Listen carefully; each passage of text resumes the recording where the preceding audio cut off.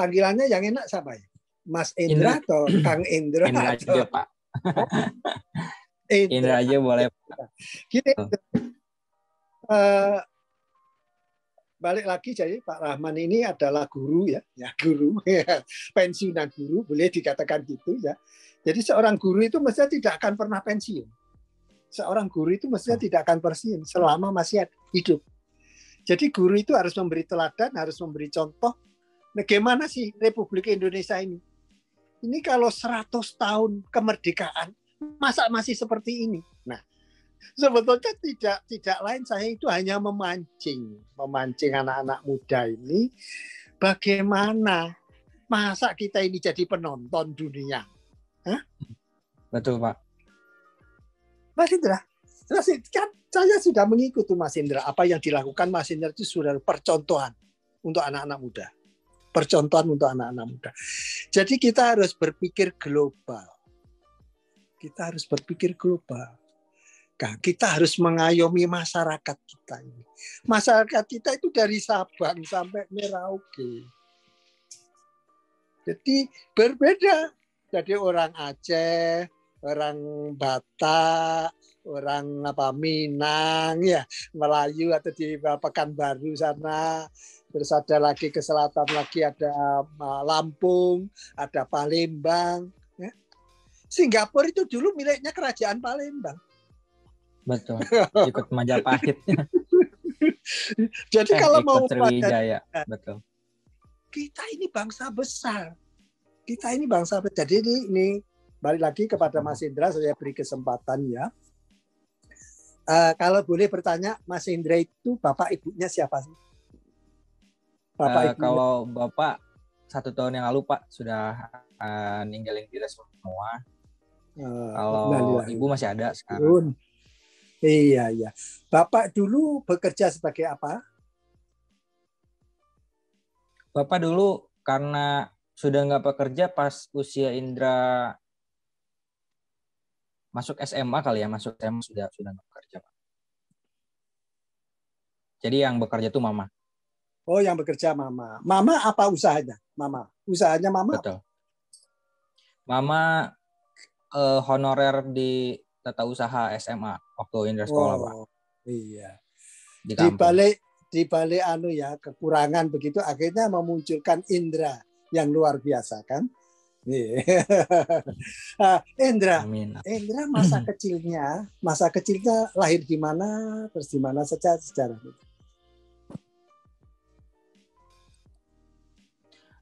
Kecil Indra lahir di Malingping, Pak. Jadi Malingping itu di selatan Banten, daerah Kabupaten Lebak. Oh iya. Tuh, dari lahir sampai dengan SMA. Nah, setelah lulus SMA baru kesana kemari gitu. Tadinya sempat kuliah dulu sebelum di UT tuh kuliah dulu di Untirta. Kemudian karena merasa kurang cocok dengan jurusan saat itu, akhirnya memilih gap dulu tuh setengah tahun sampai akhirnya di UT gitu dan ikut sebetulnya dibawa Pak Direktur untuk mengabdi di UT juga gitu, untuk dikaryakan di UT juga gitu Pak. Iya ini bagus lah bahwa sebetulnya kan gini ya, kehidupan itu ya dibalik kesusahan itu sebetulnya itu adalah semacam kalau saya itu ujian dari Allah Subhanahu Wa Taala ya, kalau kita beragama Islam gitu ya. Kadang-kadang manusia itu ketika diberi kelebihan itu malah terlupakan. Betul Pak. Termasuk kita ini orang Indonesia itu. Orang Indonesia itu matahari itu tiap hari kan. Matahari terbit selalu ada matahari terbit. Coba orang seperti Amerika ini bisa tidak melihat matahari. Kalau tahu melihat matahari itu posisinya selalu miring. Kalau saya ini ada di Iowa. Di posisinya 40 derajat lintang utara gitu ya. Jadi matahari selalu ada di selatan. Matahari selalu ada di selatan. Jadi sehingga ada mengalami 4 musim, kadang-kadang kedinginan sekali, ya, kadang-kadang kepanasan sekali.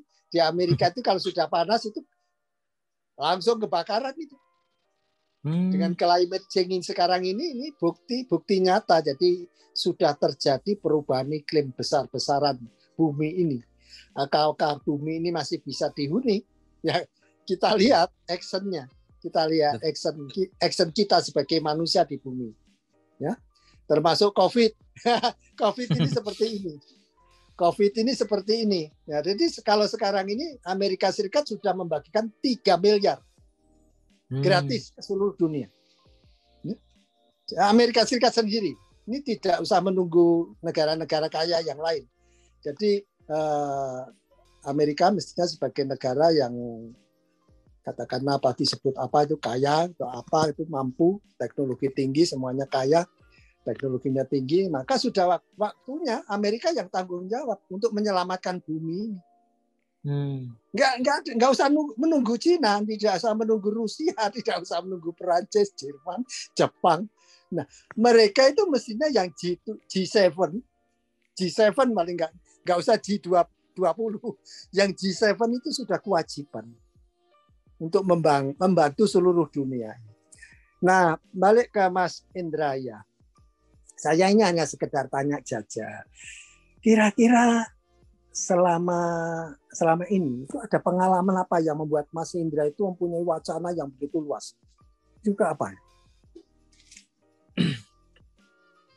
Sebetulnya kalau misalnya dibilang wacana ke depan sih Pak masih gimana ya? Masih karena Indra tuh aktif di beberapa sektor gitu. Jadi kalau misalnya dibilang sekarang kuliah di mana, di jurusan FISIP, ilmu pemerintahan, tetapi ada juga beberapa ide, mungkin juga Bapak sudah lihat CV-nya, itu ada yang ke arah agriculture. Nah, itu dengan Pak Maman juga sering melakukan itu gitu ya, adu gagasan ke arah agriculture dan food waste processing sih sebenarnya Pak untuk ke depan itu masih belum menemukan yang klik gitu, masih mencoba-coba lah Pak, masih mencoba-coba. Tapi tentu saja untuk wacana ke depan seperti apa ada, tentu saja untuk memajukan diri sendiri dan juga bangsa ini tuh ada. Tapi petanya dan juga pas yang ngekliknya itu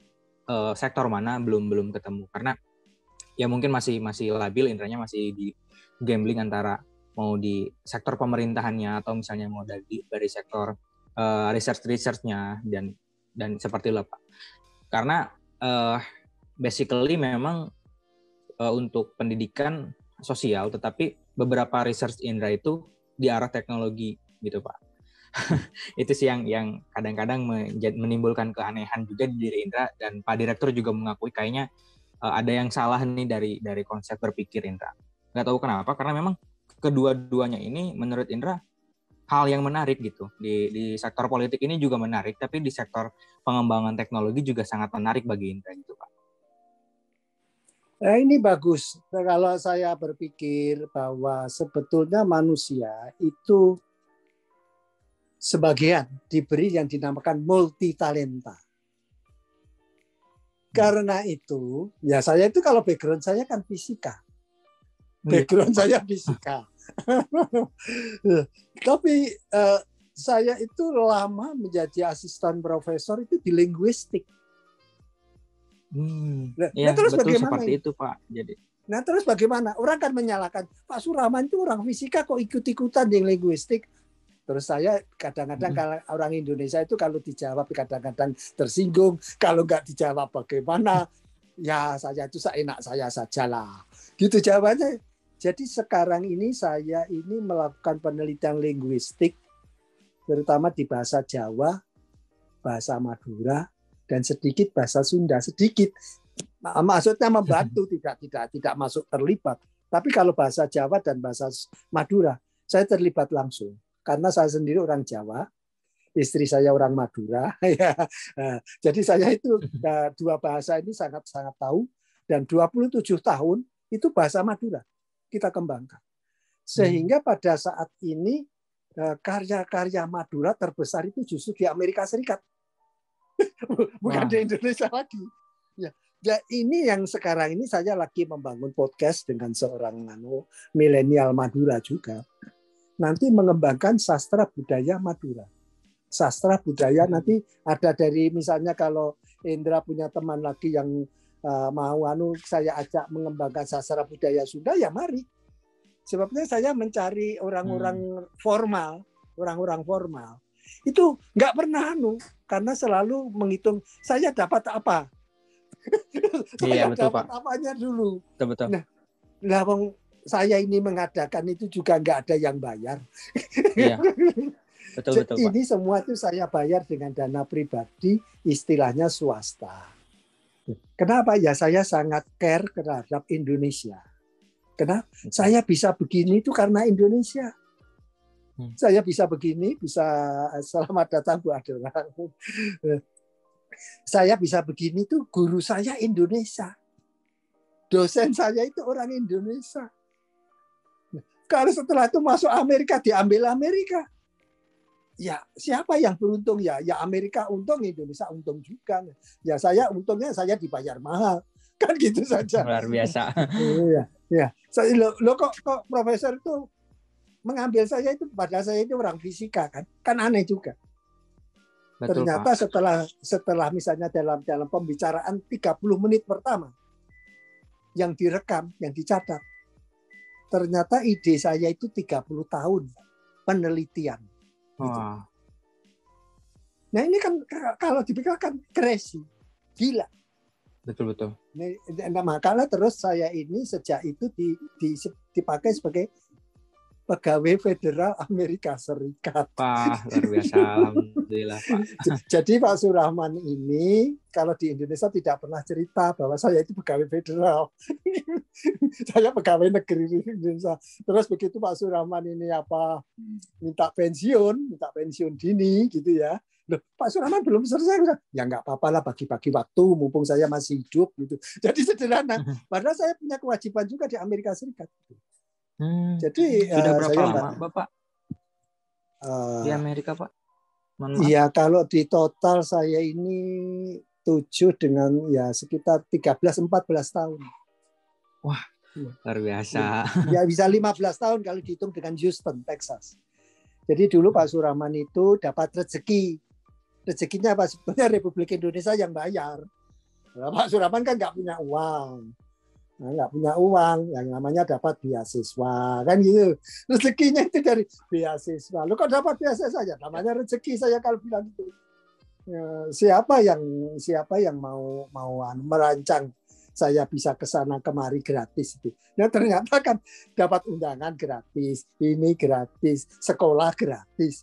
Jadi saya ke British Council Saya British Council di Jakarta tahun 83. Itu 9 bulan. Ya, kemudian ke University of Houston, Texas. University of Texas. Itu saya tahun 87-88. Pulang lagi ke Indonesia. Terus masuk UT itu. Tahun 90 itu saya ditarik UT sebenarnya. Tarik UT, join dengan UT. Nah, saya memulai itu 91 lah. Mulai betul-betul. Tapi ya nggak lama. Saya itu biasanya di UT Pusat itu ngatur-ngatur penataran gitu loh. Ngatur penataran. Jadi saya yang mengarang penatarannya, saya yang membuat modulnya, saya sendiri yang natar. Kan kadang-kadang itu biasanya kita dapat dari Direktorat Pendidikan Tinggi, Dikti. Ya. Dikti. Ya 3 tahun. 3 tahun begitu terus saya berangkat ke Amerika itu. Ke Amerika. 7 tahun balik lagi ke Indonesia. Indonesia kira-kira berapa ya 14 tahun atau balik lagi ke Amerika itu sekarang ini. Jadi sebenarnya kehidupannya ya bolak-balik antara Indonesia Amerika. Wah, luar biasa, Pak. Dan ini rezeki. Kalau saya rezeki saja. Ini dari mana? Sebetulnya dimulai dari rezeki Indonesia. Kemudian yang berikutnya yang memberi rezeki Amerika gitu. Jadi kalau saya ini belum pensiun, dipaksa pensiun, ya Amerika justru ambil saja pensiunmu. Ambil saja pensiunmu. Kamu kok nggak ambil pensiun gimana? Ya saya masih nggak enak lah. Masa baru sebentar mengambil pensiun kan gitu. Tapi Amerika itu lain. Dia itu menghargai paling sedikit 10 tahun itu sudah diberi pensiun. Paling sedikit. dia hargai. Ya tentu beda lah dari segi finansial. Dan Betul. itu pun kalau orang Amerika itu masih boleh bekerja. Ini sambil cerita-cerita begini nih, podcast begini nih, ini kan sama dengan antara Indra bertanya, Pak Surahman, gimana sih kehidupan di Amerika? Kan sama dengan cerita Betul. itu. Betul, Pak. Ini yang saya sampaikan kepada masyarakat Indonesia. Kalau melihat Amerika, itu jangan melihat filmnya. Jadi tolong teman-teman guru, teman masyarakat, orang tua, dan apa. Kalau melihat Amerika, jangan melihat bomnya. Betul. Nah, kalau melihat ini yang saya ceritakan ini, yang saya ceritakan itu kisah nyata. Bahwa di musim COVID seperti ini, ya, di musim COVID seperti ini, Amerika itu menganut perasaan jangan mempermalukan orang. Gitu. Jadi kalau orang miskin, orang kekurangan uang, orang kekurangan gaji, kan zaman COVID kan pekerjaan tutup, keuangan kurang, Betul. uang apartemen kurang, makanan kurang. Kalau di Amerika itu ada organisasi yang namanya Food Bank. Nah ini barangkali ini didengarkan masyarakat semua ini. Food Bank itu apa? Ya bank makanan. Bank makanan siapa yang mendirikan? Ini tidak harus pemerintah. Ya orang-orang seperti Indra ini yang mengkoordinir ini. Jadi orang-orang yang pada waktu sekarang ini lagi isolasi mandiri, siapa yang memberi makan? Hah? Food Bank itu. Kalau ada organisasi manusia-manusia yang nantinya akan mendapatkan ridho Allah Subhanahu wa taala, yaitu orang-orang begini ini. Bukan kadang-kadang tidak harus mempunyai jabatan, tidak harus mempunyai profesor, tidak perlu harus titel, tidak, tapi apa yang manfaatnya kepada manusia lain. Ini. Jadi coba ini didengarkan dulu. Apa manfaatnya kepada manusia lain? Jadi walaupun Indra, walaupun Bu Adora, atau siapa Didin, atau siapa lagi Aprilia, tadi di sebelah kita itu ada Ruli, Aprilia, itu adalah tokoh muda. Tapi ya sama dengan juga Indra, sama dengan Bu Adora juga. Ya. Jadi di tokoh-tokoh muda inilah ya saya anggap, ini dengarkan ini cerita kisah nyata ini. Pak Surahman itu bukan anaknya orang kaya ini. Ya, Pak. Bukan anaknya orang kaya. Tadi saya ceritakan dengan Indra ya, Pak Surahman dulu waktu SMP 3 bulan nggak masuk. Kenapa? Tidak bisa membeli buku tulis. Bukan laptop, bukan handphone. Loh kok nggak bisa? Karena kemiskinan. Kalau yang dimakan aja nggak ada, kok beli buku tulis. Iya. Ya. Sekolah ya nggak pakai sepatu. Dulu itu saking miskinnya kita itu, kalau sepatu yang jebol-jebol gitu lah, ya kita seret-seret gitu. Iya.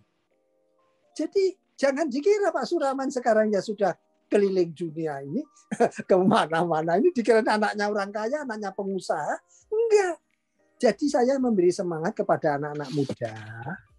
Mari kita belajar dari sukses. Kisah-kisah sukses. Kisah-kisah sukses di Indonesia banyak sekali. Banyak sekali kisah-kisah sukses. Cuma jangan membatasi dengan apa? Kalau di Indonesia istilahnya sara gitu ya. Suku, ras, agama. Itu sensitif. Jadi kita boleh belajar gimana sih orang Amerika itu kok bisa jadi cepat sekali sukses. Gimana? Kita lihat, oh ternyata Amerika itu isinya apa? Orang-orang seluruh dunia. Jadi kalau secara singkat saja ya, dulu itu. Iya betul Pak. Ya, dulu di dalam sejarah dunia itu kalau kamu belajar sejarah dunia. Kadang-kadang kan begini ya, orang itu kalau dulu dimulai dari zaman Taurat gitu ya, zaman Taurat itu. Dulu orang itu membaca Taurat saja. Itu membaca Taurat saja, dia tidak mau sekolah, tidak mau bekerja, tidak mau gitu. Baca Taurat. Lah, ada kelompok yang membenci ini. Nah, muncullah itu Nazi. Muncullah Nazi. Jerman. Membenci kelompok yang hanya membaca Taurat saja. Jadi membenci Yahudi akhirnya. Korban kan? Ya. Berapa? 2 juta. 2 juta kan? Manusia 2 juta itu dibunuh itu gimana itu? Nggak punya akal, nggak punya perasaan. Ya sudah. Ini adalah kesalahan manusia pada saat itu. Apakah kita akan mengulangi kesalahan seperti itu? Gara-gara beda agama, gara-gara beda politik, gara-gara kita hancurkan Indonesia ini. Nah, kita mau maju nggak Indonesia ini? Kalau mau maju, tidak ada yang sempurna. Jadi kalau saya bilang anak-anakku, tidak ada manusia sempurna. Termasuk pemimpin yang sempurna. Yang baik itu bukan banyak mendengarkan. Memilih yang terbaik. Jadi jangan dikira terbaik itu bisa saja muncul bukan dari orang kita, bukan orang kita. Oh, kalau kamu saya ini kan orang Sunda, saya orang Lebak, ya kan? Oh, saya nggak mau dong. Saya nggak mau dong itu belajar dari Palembang. Saya nggak mau dong belajar dari Batak. Saya nggak mau dong belajar dari Jayapura. Saya nggak mau dong belajar dari Ambon, Maluku. Saya nggak mau dong belajar dari Bugis. Nah ini cara berpikir yang salah. Berpikir yang salah. Kita itu dulu, walaupun dulu kalau kita belajar agama Islam, waktu Nabi Muhammad SAW, tuntutlah ilmu walaupun ke negeri Cina.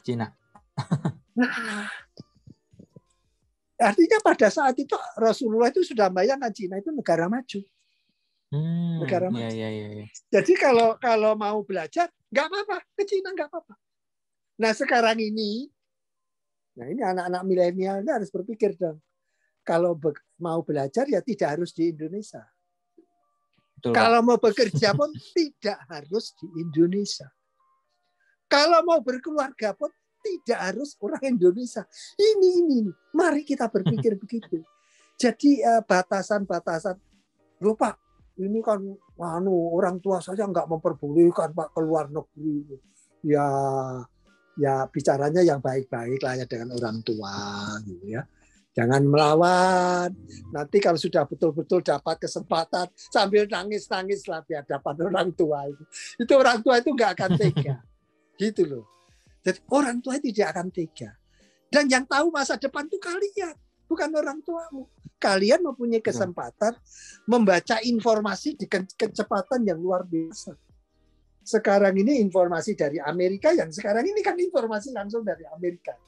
Ini kisah nyata. Betul, Pak.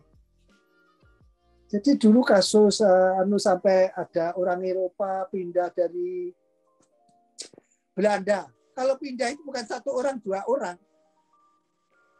Ya. Indra, saya kemarin, ya, Pak. Baru kemarin itu pulang dari keluar kota. Dari kota saya ini, saya hanya nyopir saja pakai mobil dengan istri saja berdua. Kayak hanya ingin jalan-jalan saja, tidak ingin piknik atau apa. Melihat keliling saya. Ternyata apa? Sebelah saya itu perkampungan orang Belanda. Sampai namanya apa? New Holland. Holland. Oh ya. New Holland. Holland itu Belanda. Dutch. Ya. Terus saya lewat lagi kota Moskow. Moskow. Moskow itu kan ibu Rusia. Jadi orang Rusia itu kalau pindah ke Amerika nggak 1-2, kalau perlu 1 kota pindah. Nah ini mungkin kota Moskow itu pindah semua ke daerah sini, lalu menamakan kotanya sama dengan kotanya dia, Moskow. Ya. Jadi ini kisah nyata. Jadi yang saya sampaikan kisah nyata. Nggak ada ini orang Rusia tengkar dengan Amerika. Yang menjadi kepala antariksanya Rusia itu orang Amerika kok. Hah? Gimana? Yang menjadi kepala angkasa luarnya Rusia itu orang Amerika Serikat itu. Terus kadang-kadang kita ke angkasa luar bersama-sama, astronotnya Rusia dengan astronotnya Amerika. Loh, kok politik sepertinya mau perang saja, mau nuklir rame ya, Pak. Nah, itu kalau sering melihat TV, kalau sering melihat film, perang nuklir, perang ini, ya inilah akibatnya bangsa kita itu bisa chaos.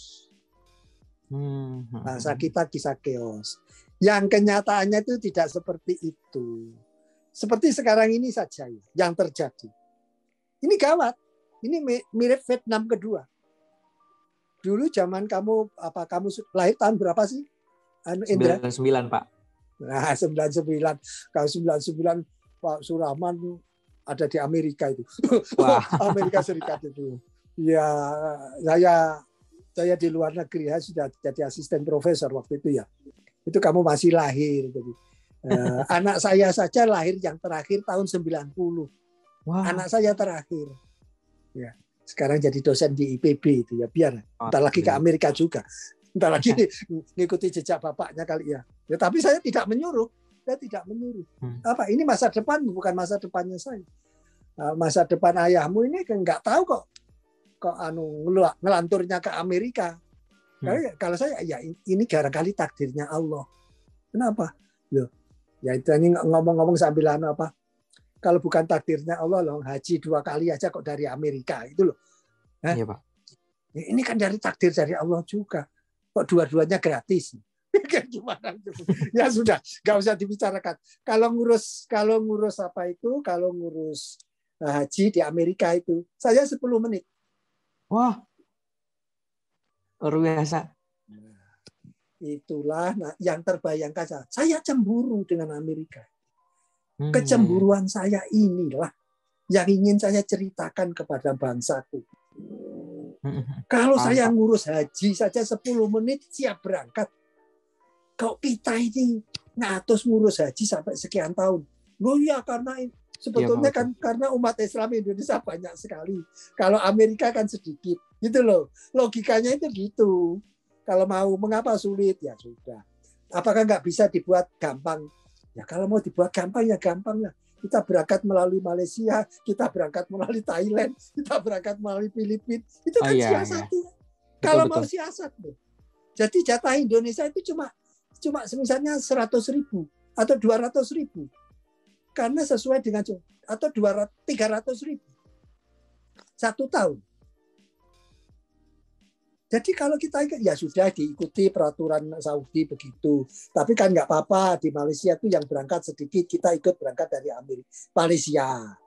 Apalagi kalau berangkat dari Amerika banyak kosongnya ini pusing. Bisa seperti itu ternyata ya Pak. Ya seperti itulah Indra dan Mbak Dora dan saudara-saudara semua yang mendengarkan ini. Jadi yang saya ceritakan ini bukan kisah omong kosong. Ini kisah nyata. Kadang-kadang cerita begini itu ya kalau dibuat membuat konsep dulu nanti saya akan cerita ya nggak keluar juga kadang-kadang. Betul. Itu tidak keluar dari hati nurani. Beda seseorang yang ngarang-ngarang cerita dengan yang cerita sebenarnya. Nah, membangun kita ini gimana Republik? Aduh, guru-guru kalian ini sudah capek. Lalu sekarang dengan mass media yang maju, sedikit-sedikit nyalakan guru, dikit-dikit nyalakan sekolah. Terus gimana barangkali? Ya, pendidikan itu tanggung jawab. Yang pertama itu orang tua. Setelah itu masyarakat itu termasuk sekolah ini, termasuk guru ini, terus pemerintah gitu. Jadi jangan dikit-dikit nyalakan pemerintah, dikit-dikit nyalakan guru. Kan ada itu guru dilaporkan polisi karena menyiksa murid mau menghukum. Aduh astagfirullahaladzim. Ini ya saya kisah nyata lagi ya, kisah nyata lagi. Saya ke Amerika Serikat itu kan 94 sampai 2001. Saya bawa itu 4 anak. Istri dan anak-anak saya Hmm. bawa. Ya karena saya itu baru masuk terus jadi asisten profesor. Sebetulnya gratis semua itu, sekolah itu gratis. Tapi ya sudahlah, jalannya masing-masing. Jadi waktu itu anak saya paling kecil itu umur 5 tahun. Paling besar umur 16 tahun, 17 tahun gitu. Ya jadi ada yang TK, ada yang SD, ada yang SMP, ada yang SMA. Di Amerika Serikat itu kalau terima rapot, bapak atau ibu harus datang langsung. Ayo, gimana Indonesia? Di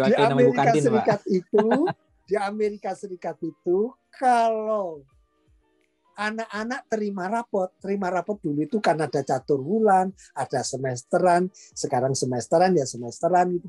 Nah, itu biar jenderal, biar profesor doktor, biar itu dekan, rektor atau kapolri, komandan apa itu datang dengan sopannya di hadapan guru. Jadi guru itu jadi tersanjung. Oh, tamu saya ini bapaknya ini seorang jenderal. Tamu saya ini seorang presiden. Kalau perlu seorang presiden datang karena anaknya di hadapan guru. Dan ini terjadi di Amerika Serikat ini. Jadi saya bukan ngomong kosong, ini kisah nyata. Karena saya mendatangi. Jadi kadang-kadang saya habis kuliah tuh saya datang ke sekolah untuk bertemu siapa? Guru anak saya. Ya, guru anak saya ada yang TK, ada yang SD, ada SMP, SMA. Jadi ada sampai di 4 lokasi saya harus datang. Jadi datang langsung. Bahkan suatu ketika saya itu kan sebagai asisten profesor itu kan kerja saya itu seminggu 2 kali. Kerja yang tatap muka itu ketemu seminggu 2 kali. Kerja seminggu 2 kali itu sekali ketemu itu 55 menit. 50 menit kali, lupa ya. 50 menit kali. 50 menit sekali ketemu. Nah, waktu itu giliran saya datang. Biasanya ya interview apa itu, penelitian apa, pertanyaan apa. Kadang-kadang ya juga ngajar di kelas gitu. Kadang-kadang ngajar. Nah, suatu itu hari ini pertemuan di cancel. Kenapa? Saya harus datang ke sekolah. Anak saya terima rapot. Nah, coba itu. Jadi pertemuan dengan saya dibatalkan gara-gara harus mendatangi karena anaknya mau terima rapot. Terima rapot. Nah, kita kan menganggap kecil. Loh, enggak. Rapot itu laporan anak selama sekian bulan. Jadi anakmu itu bolosan, nakal. Ya ini gurunya lapor. Setiap mata pelajaran lapor. Nah, ini mari kita bawa. Ini kan yang baik Amerika. Oh, yang jelek yang di film-film itu. yang di film-film itu jelek, dikit-dikit nembak. Ya apakah nembak-nembak itu? Nah, itu ada sejarahnya panjang ya. Amerika itu sejarahnya cukup panjang, bahwa dulu Amerika itu nggak seperti ini. Dulu itu hutan. Dulu itu harus berhadapan dengan binatang buas. Dulu itu masuk hutan. Betul. Untuk bisa harus punya senjata dong untuk mentah. Nah, paling tidak membawa golok atau apa. Kalau misalnya ketemu dengan beruang mau apa? Kalau ketemu dengan beruang lari.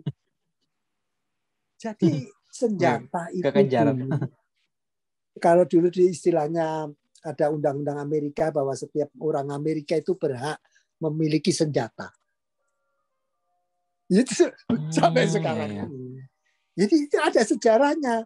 Terus Indonesia harus mengikuti Amerika dong. Nah, lihat dulu loh, kasusnya beda. Kita itu dalam keadaan aman, nggak ada ini. Nah, hal-hal yang jelek banyak kadang-kadang diambil juga di Indonesia ini. Filmnya yang jelek-jelek, kelakuan yang jelek-jelek diambil juga. Tapi ya kalau bisa yang diambil itu yang baik-baik. Yang baik-baik gimana? Ada kisah ini. Kalau tadi Indra dari SD, SMP, SMA di Lebak, ya kan? Ya. Nah, kisah-kisah nyata di Lebak kan sudah. Nah, di sini saya punya cucu. Jadi saya punya anak saya itu nikah dengan orang Jerman. Loh, Pak Rahman kok membolehkan ini kan ya yang tidak membolehkan itu siapa? Coba lihat itu hukum Islam begitu fleksibel. Ya. Saya membolehkan nikah dengan gadis Jerman ya walaupun setelah sekian lama akhirnya divorce, pisah juga ya nggak apa-apa lah. Tapi ya ini saya punya cucu yang dari Jerman itu 2. Wah. Ya. Tapi apa? Ternyata super jenius dua-duanya. Nah ini kisah nyata ini dengerin ini. Ini masyarakat Indonesia, Ruli, siapa Bu Adora, dan juga siapa saja yang mendengarkan ini. Ini kisah nyata. Jadi bukan saya membuat-buat cerita. Orangnya masih hidup, anaknya masih hidup. Suatu ketika saya datang kan ke Amerika. Kita itu hidup berbeda. Berbeda itu artinya anak saya rumahnya sendiri, saya rumah saya sendiri. Dan suatu ketika biasanya lah 2 minggu sekali anak saya itu datang ke rumah. Terus mengeluh kepada saya, ya apa? Saya ini nggak kuat ya, anak saya kok nakal-nakal semua. Nggak pernah belajar. Main game dulu. Dua-duanya lagi. Nah, ketika anak saya itu mengeluh seperti itu, saya ketawa. Loh, ayah ini kok ketawa, saya sedih, saya serius. Ayahmu ini walaupun ketawain juga serius. Kenapa? Memangnya kamu dulu waktu sekolah itu pernah belajar. Setelah pertanyaan saya itu dia diam. Memangnya kamu sekolah mulai TK sampai kamu kapan pernah belajar? Diam. Terus bagaimana anak saya ya? Tunggu sebentar lagi. Benar ya? Sebentar lagi sayang. Yang ayah pesan, saya pesankan. Kasih sayangmu 100% untuk anak-anak. Jadi kasih sayang orang tua kepada anak itu harus 100%. Bukan 75%. Bukan 50%. 100%. Jadi harus diperhatikan keperluan anak, keluhan anak, didengarkan semua. Memfasilitasi, difasilitasi apa. Ternyata apa? Ngomong-ngomongan ini, dari ngomong-ngomongan itu hanya sekitar 3 bulan. Terus anak saya bilang, ya ayah benar. Kenapa? Ternyata anakku dinobatkan yang terbaik di sekolah ini.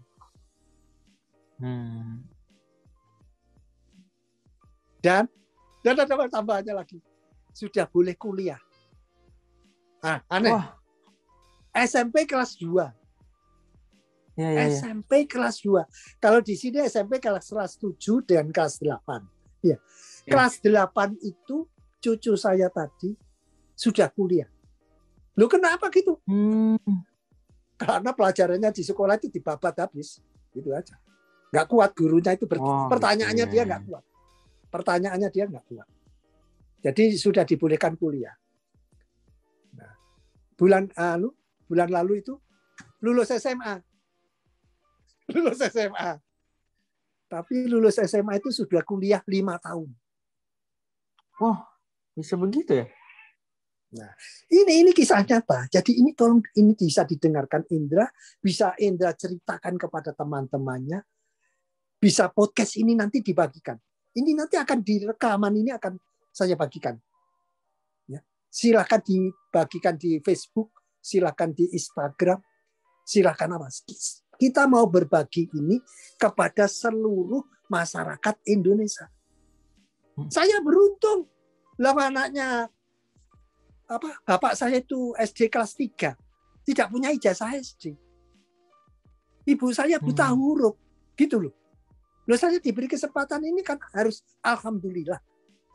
Betul, Pak. bahasa agamanya tanah la in syakartu ta'zidanakum wa la in kafartum inna adzabi lasyadid. Di dalam bahasa agama. Kalau kamu bersyukur, kamu akan diberi lebih banyak. Nah, ini saya bersyukur. Nah, syukur saya ini saya bagi kepada Indra, Bu Andra, kepada Aprilia, Ruli Apria, kepada Didin, kepada siapa saja yang nanti mendengarkan ini. Ya.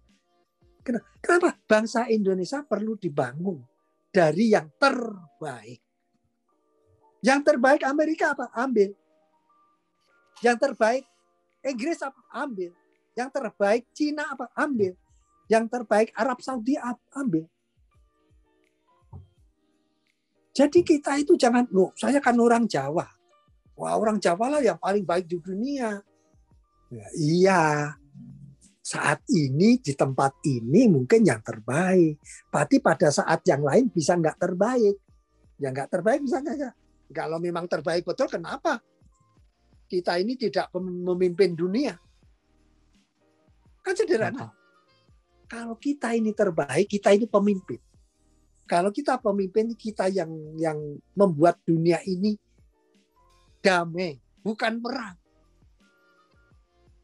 Marilah podcast ini saya mengajak dunia untuk damai.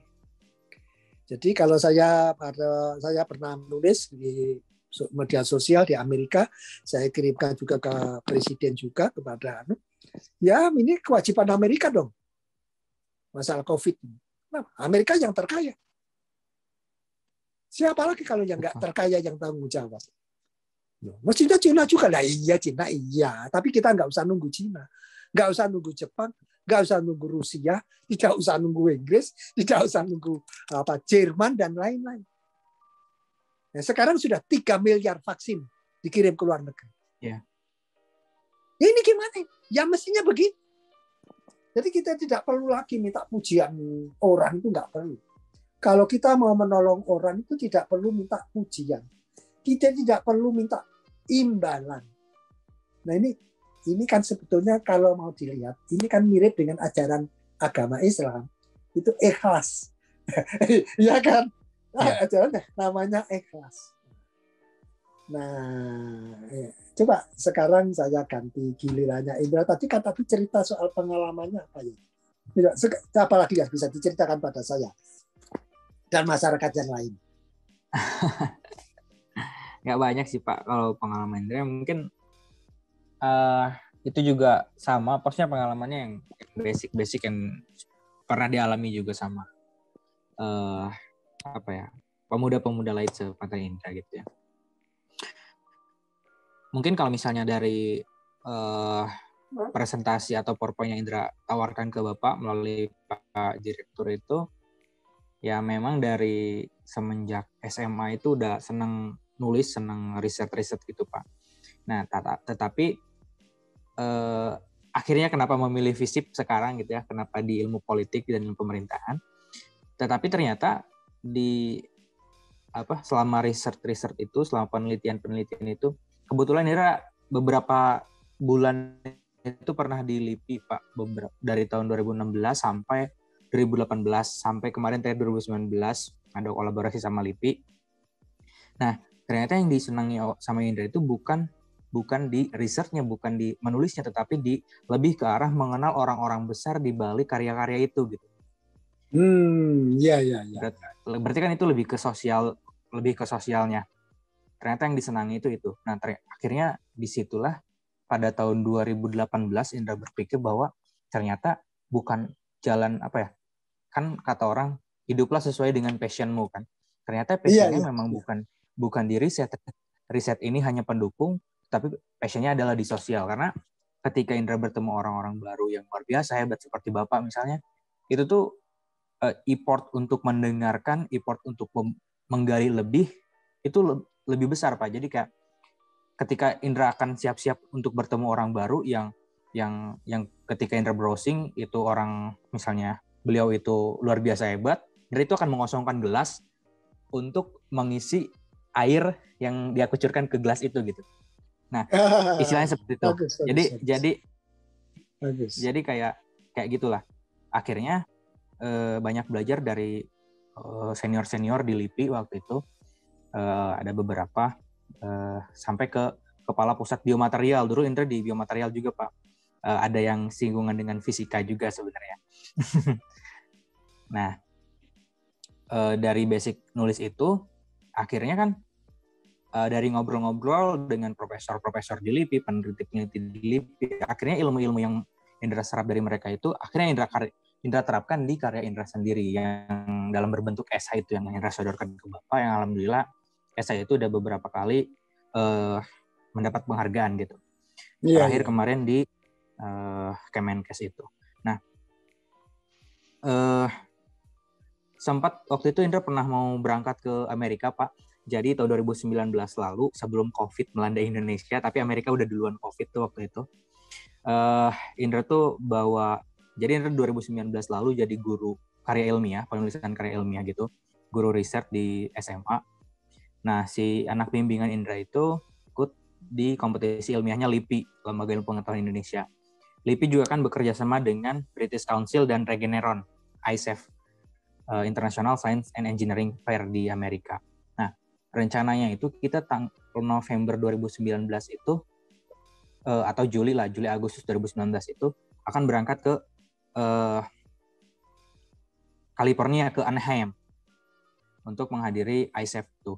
Nah, berhubung COVID akhirnya nggak jadi. Nah, mungkin pengalaman yang sampai ke titik ini dapat pelajaran banyak banget tuh di 2019 itu, karena mulai dari di 2019 itu peneliti-peneliti yang Indra kenal tuh peneliti-peneliti hebat yang akhirnya bisa ilmunya Indra serap dan mengantarkan anak-anak didik Indra bisa mendapat kesempatan untuk berlaga di ICEF di Anaheim, California ini. Meskipun nggak jadi akhirnya karena COVID gitu. Iya. Nah, itu sih Pak, dan di 2020 Indra bersyukur banget akhirnya diberikan kesempatan untuk dikaryakan dan mengabdi di UT ini sekarang gitu, sambil kuliah. Iya. Itu sih Pak, mungkin yang pengalaman yang paling berharga sih itu. Titik balik akhirnya Indra mensyukuri hidup ini adalah ketika pada saat 2017 lalu Indra yang tadi diceritakan pernah berkuliah di Untirta itu, waktu itu ngambil teknik metalurgi karena basic riset itu tuh Pak yang akhirnya mengambil menuntun Indra untuk mengambil metalurgi. Nah, ternyata setelah disadari kan tadi lebih ke passionnya di sosial bukan di risetnya. Akhirnya memutuskan keluar di pertengahan semester 2017 itu dan berhenti kuliah. Nah, di berhenti kuliah ini memang seperti orang-orang itu menjustifikasi bahwa tadi seperti yang Bapak katakan, bahwa banyak orang Pak yang bilang orang tua Indra tuh telah gagal mendidik Indra sehingga anaknya tuh berhenti kuliah gitu. Nah, padahal waktu itu tuh 2017 itu tuh Indra udah punya konsep dan gambaran. Saya berani nih ngambil resiko untuk keluar dari Untirta, untuk keluar dari kuliah, karena saya udah punya plan dan solusi ke depannya mau seperti apa gitu.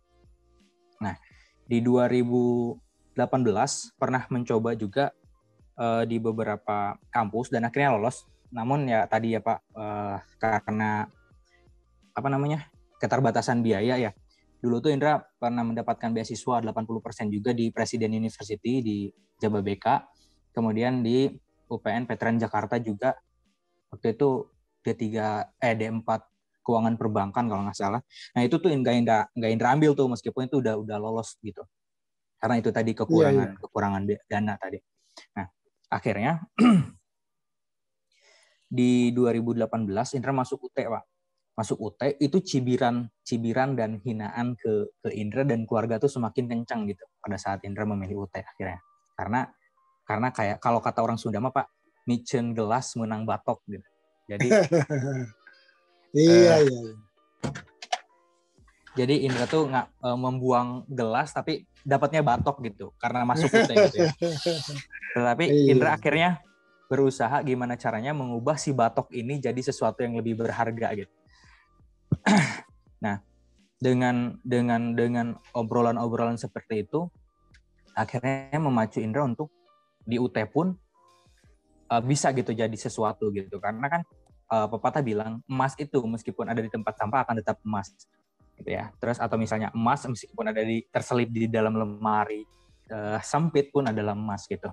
Terus banyak hal lah yang akhirnya di prinsip hidup indra sekarang, kayak misalnya salah satunya adalah lebih baik jadi kepalanya semut daripada hanya sekedar menjadi ekornya gajah gitu Pak. Jadi kayak gitu-gitu. Nah akhirnya di 2019 itu pertama kali Indra nyoba kolaborasi dengan UT untuk membuat sebuah karya. Nah karya pertama mungkin yang akhirnya dapat penghargaan di selama menjadi mahasiswa itu yang di Universitas Hasanuddin kemarin yang di acaranya Agriverse Exhibition kalau salah itu membuat komposit gitu papan partikel dari limbah jamur. Nah itu tuh kayak bertolak belakang ya Pak dengan tadi seperti Bapak bilang bertolak belakang dengan basic keilmuan kita, tetapi karena pengalaman Indra ngobrol sama orang-orang yang bergelut di bidang itu, akhirnya kita paham gitu cara membuat komposit dari partikel, membuat papan partikel dari komposit itu gimana. Gitu. Nah itu Indra aplikasikan akhirnya juara 1 tuh. Itu sih Pak yang akhirnya menjadi pengalaman berharga Indra adalah ketika si hinaan sama cibiran ini berhasil Indra rubah jadi sebuah pacuan, sebuah dorongan untuk berprestasi dan berada di posisi sekarang yang Indra sangat syukuri gitu Pak. Itu sih yang luar biasa menurut yang kata Bapak tadi, yang memang segala sesuatu harus disyukuri. Orang-orang pada awal 2017-2018 lalu melemparkan bata ke muka Indra, akhirnya bata itu Indra kumpulkan untuk membuat sebuah bangunan yang sekarang ini gitu. Goals Indra adalah sama seperti Bapak sebenarnya untuk bisa akhirnya menuntut ilmu ke luar gitu, karena Indra paham sih sebenarnya karena lebih ke prinsipil sistem pemerintahan di sistem pengajaran pemerintahan, ilmu pemerintahan di kita itu sudah bagus sebenarnya, cuman alangkah lebih bagusnya ketika belajar tadi kata Bapak, ketika belajar di negara-negara yang sistem pemerintahnya jauh lebih bagus dan lebih kokoh. Salah satunya mungkin Amerika atau enggak Belanda mungkin. Itu Pak, masa di ke depan Indra akan goals Indra adalah lulus dari UT, insya Allah untuk melanjutkan ke luar kalau ada rezeki yang tadi kata Bapak bilang, ada beasiswa yang mendorong. Siapa sih yang nggak mau melanjutkan pengalaman dan melanjutkan pencarian ilmunya ke negeri-negeri yang sudah mapan pendidikannya. Ada sedikit Indra. Kadang-kadang ada cara formal, kadang ada cara informal. Cara informal yang biasanya justru di luar dugaan. Itu jangan kamu lewatkan. Misalnya ya seperti sekarang ini kita berhubungan, kita berkomunikasi, kita tidak mengharap apa-apa, tapi komunikasi ini saja sudah harganya sangat mahal. Betul Pak, betul. Saya punya teman-teman. Ya kalau saya dapat beasiswa tanda kutip mungkin prestasi itu ya, hasil tes. Tapi ada teman berangkat S2 ke Amerika itu bukan karena tes. Karena dia pernah membantu orang Amerika itu menerjemahkan. Wah. Hanya membantu menerjemahkan. Ya. Sebagai penerjemah. Nah itulah berangkat ke Amerika. Modalnya. Ya kadang-kadang sesuatu melalui kriteria macam-macam. Kadang-kadang kalau sudah profesor memberikan rekomendasi, sudah nggak pakai kriteria. Gitu. Ingat, pegang saja itu caranya. Kalau kamu ada waktu melakukan koneksi, kontak saja profesor-profesor yang kuat di Amerika Serikat. Kalau ke Belanda juga. Karena Belanda itu juga kalau kamu nggak bisa bahasa Belanda, bahasa Inggris mereka mengerti, gitu loh.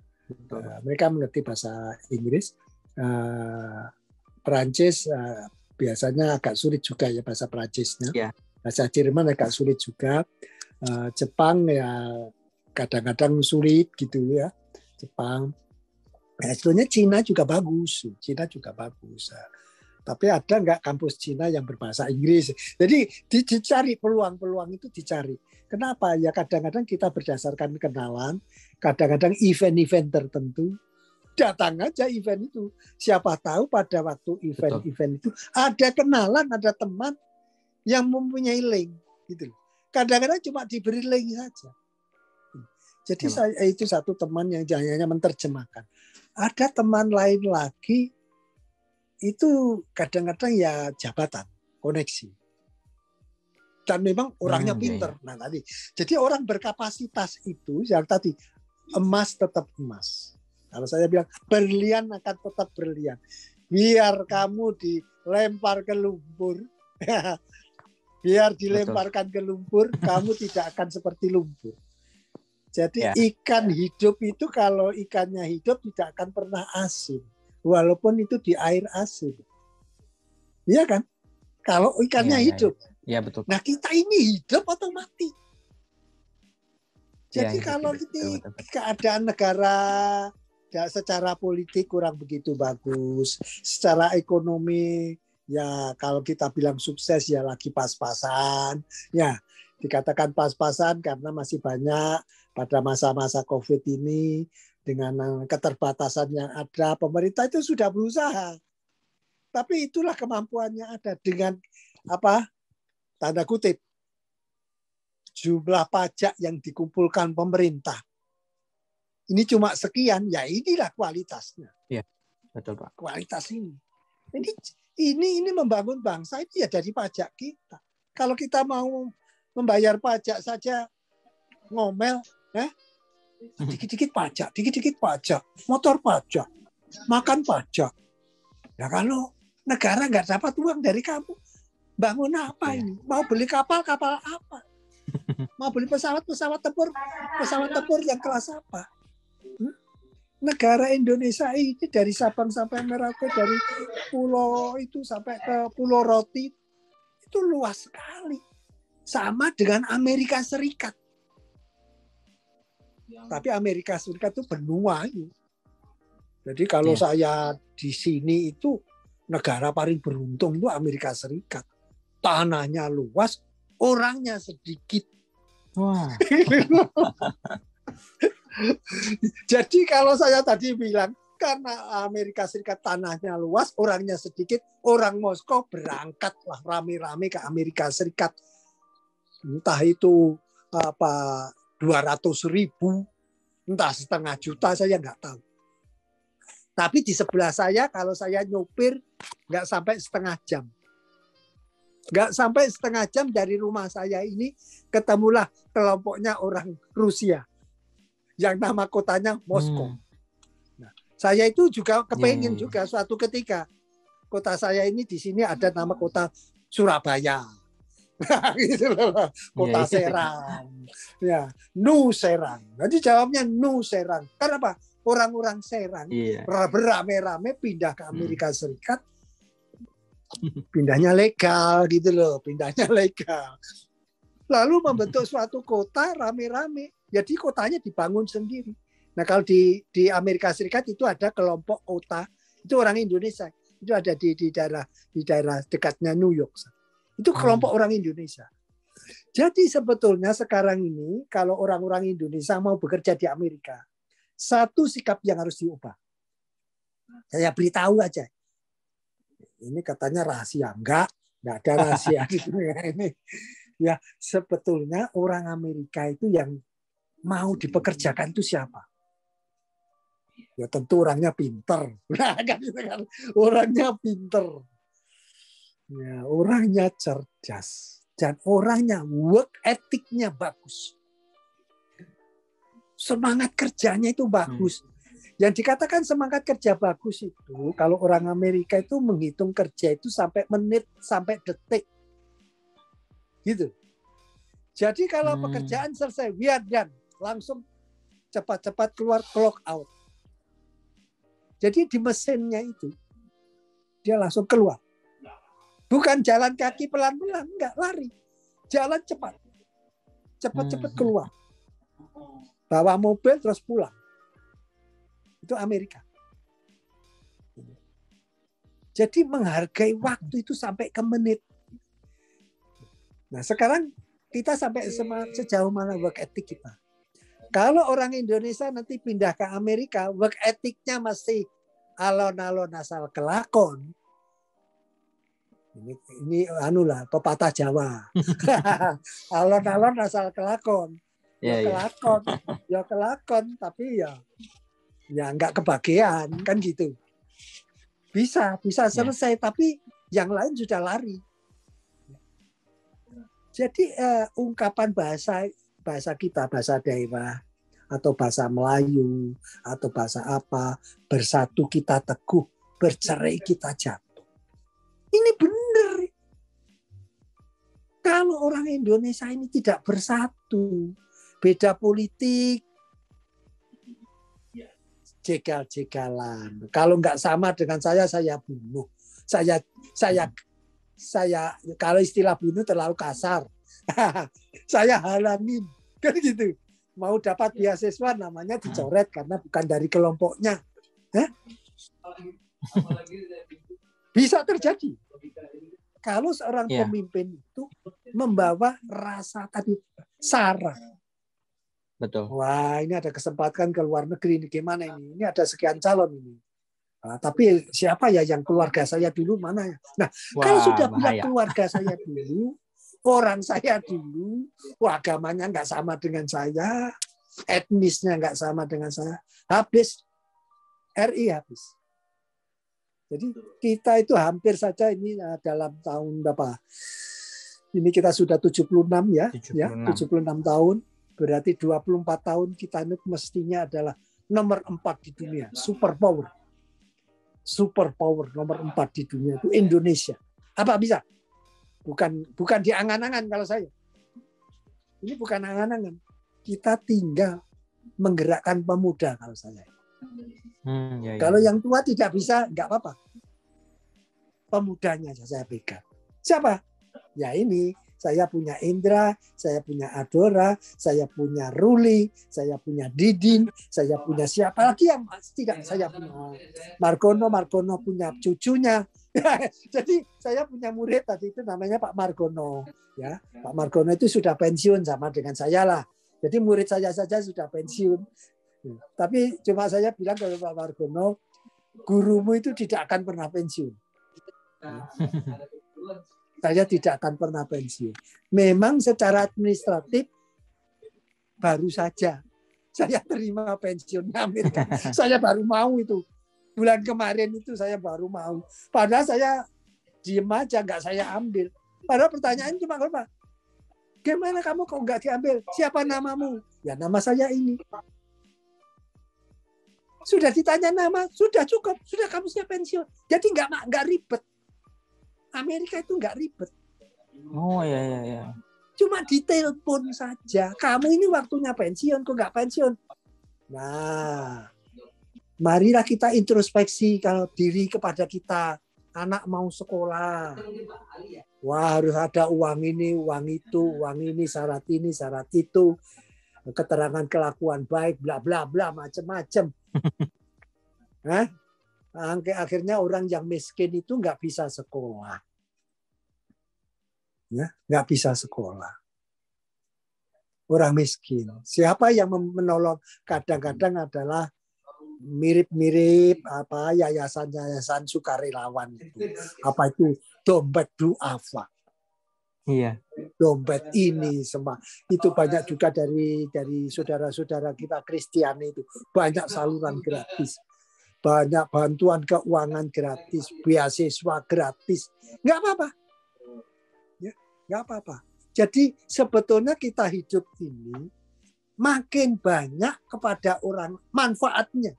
Manfaatnya. Lihat. Jangan, waduh, kalau saya ini tidak kaya raya. Saya ini rasanya nggak bermanfaat loh. Loh enggak. Kamu berilmu, kamu punya wawasan, kamu punya nasihat, dipodcastkan seperti ini, diceritakan seperti ini. Ini didengarkan oleh anak-anak muda yang, loh. Ternyata Mas Indra itu dengan bapaknya sudah tidak ada, ibunya bekerja sendirian, kuliah dengan biaya sendiri, semangat sendiri, sukses juga. Amin. Dan ya seperti kalau cerita saya tadi itu SMP saja sampai dikeluarkan dari sekolah karena apa? 3 bulan bolos. Kenapa 3 bulan bolos? Ya karena tidak bisa membeli buku tulis. Tidak pernah nyatat, jadi tidak punya catatan. Jadi yang diceritakan ini namanya profesor ini tadi. Ini dulu pernah mengalami masa 3 bulan nggak pernah masuk sekolah. Nakal sekali katanya orang. Nakal. Tapi saya 1 minggu ngerti semua itu pelajaran SMP dari kelas 1 sampai kelas 7. Iya betul Pak. Itu dari mana? Kalau saya bilang ini anugerah dari Yang Maha Kuasa. Saya nggak pinter, nggak pernah nyatet. Waktu kuliah, saya itu jarang masuk kuliah. Kenapa? Nggak ada uang untuk transportasi. Loh, gimana? Jadi saya itu pernah masuk pertama perkenalan, masuk kedua ujian. Kok yang lulus saya? Nah, terus bagaimana teman-teman nggak protes itu? Teman-teman saya protes. Dulu tuh saya mulai mahasiswa juga banyak protes, tapi protesnya baik. Protesnya misalnya dulu ketua jurusan fisika IKIP Surabaya itu saya protes. Pak, saya mau protes. Ketua jurusannya, wajahmu itu bukan wajah pemrotes. Wajahmu itu lebih nggak pantas. Ya bahasamu juga, Pak, saya mau protes kok sopan banget. Mau protes kok masih sopan. Mestinya kan demo atau apa. Iya. Enggak. Tapi justru protes saya itu membawa perubahan. Pak, apa saya protes apa? Praktikumnya saya nggak setuju. Dulu itu fisika Surabaya itu kalau praktikum alatnya 1. Ya, yang kerja mungkin 2 orang, 3 orang. Yang lain tuh keliling. Yang lain tuh keliling nyatetin. Jadi laporannya sama. Namanya berbeda. Itu protes saya itu. Kenapa? Lah ya lulusan fisika kalau nggak pernah praktek fisika omong kosong. Malu Pak, saya nggak mau. Betul. Lulus dari sini. Terus akhirnya, lah maunya apa? Ya maunya alat-alat dilengkapi. Uangnya dari mana? Terus saya menawarkan membuat alat sendiri. Jadi asal-usulnya Pak Surahman agak nakal-nakal ini membuat alat fisika sendiri. Jadi kalau sampai sekarang ya pun sudah pensiunan begini, itu kalau saya tiap hari, tiap minggu ke laboratorium fisika astronomi University of Iowa, Departemen Physics and Astronomy. Saya bisa anytime, kapan saja. Karena modal saya yaitu tadi. Sering bertukar pendapat. Saya berbagi pengalaman. Jadi kalau mereka mau, saya baru menemukan nih, penemuan terakhir Bang. Pertanyaan saya kadang-kadang, penemuan terakhirmu mana? Jadi pernah saya datang, saya minta penemuan dunia 2 tahun terakhir. Penemuan fisika di dunia 2 tahun terakhir. Itu kan pertanyaannya orang gila kalau pikir. Kamu tuh enaknya sendiri siapa kamu? Nah, kadang-kadang kan orang kita kadang-kadang yang mohon maaf, kadang-kadang ada orang bertanya, orang-orang punya ide kira-kira terlalu tinggi atau terlalu muluk-muluk, orang gila ini. Nah, kalau teman saya yang di Amerika tadi itu profesor saya dulu. Saya panggilnya Dale. Karena orang Amerika nggak mau dipanggil prof, kadang-kadang nggak. Panggil saja nama awal Dale Steele. Do you have something for me? 2 years invention in physics. Sudah. Cuma kalimat itu saya kirim melalui email. I will be coming the next 2 hours. Jadi saya cuma bilang dalam 2 jam lagi saya akan datang. Saya 2 jam lagi datang. Sudah diberikan 1 map jurnal fisika 2 tahun penemuan terakhir. Penemuan fisika terakhir 2 tahun. Itu ada di depan saya. Terus saya bawa pulang. Saya cari orang Indonesia. Ada 1. Ada satu. Tapi itu bukan penemuan utama. Bukan temuan utama. Jadi saya malu. Aduh, malu sekali saya ini. Saya ini orang Indonesia, tapi fisikanya Indonesia kok begini. Terus saya telepon teman saya yang lulusan ITB. Pak, gimana ini? Waduh, Pak, saya bahasanya Pak yang nyambung, Pak. Bahasa Inggris. Ya. Jadi banyak orang-orang Indonesia fisikanya lumayan, belum baik, lumayan. Tapi bahasa Inggrisnya 0-0. Nah ini kasihan. Ya. Jadi kalau kita mau bertanding kompetisi dunia, bahasa Inggris harus kita lahap. Makanya kemarin pada Bapak Direktur Pendidikan Guru dan Tenaga Teknis, Bapak Direktur Pendidikan Menengah Umum dan Khusus, bila saya sampaikan, saya sindir, Pak, Indonesia ini kalau SD bahasa Inggrisnya masih nggak benar, Pak. Ya kita nggak akan menang lah, Pak. Kita nggak akan menang. Nah, gitu aja. Nah, iyalah. SMP itu sudah aplikasi. SMA sudah terbang. SMA sudah ke luar negeri. Betul. Jadi anak-anak nantinya yang saya bayangkan, orang Indonesia nanti. Anak SD itu bahasa Inggrisnya sudah 14. Iya. Gimana ya bisa kita buatkan aplikasi bahasa Inggris gitu loh. Saya sudah bisa aplikasinya dibuat gratis saja lah. Kalau nanti tidak bayar, saya bayar. Kan gitu. Saya beli aplikasinya, saya bayar biar digratiskan untuk Indonesia. Kenapa ya inilah sebetulnya. Kita itu bahasa Inggrisnya bagus, bahasa Cinanya bagus, bahasa Perancisnya bagus, bahasa Arabnya bagus. Baca Qurannya bagus, implementasi bagus. Ini sekedar cerita saja ya. Saya Bu Adora, Ruli, Pak Margono, Indra, dan lain-lain juga yang mendengarkan siaran. Di Amerika itu ada yang namanya, kalau kita bahasa Indonesia itu Mahkamah Agung. Waduh. Mahkamah Agung Amerika itu ada 9 orang. Berapa? 9 orang. Satu kepala, 8 anggota. Tahu nggak? Ini nggak pernah didengarkan orang ini.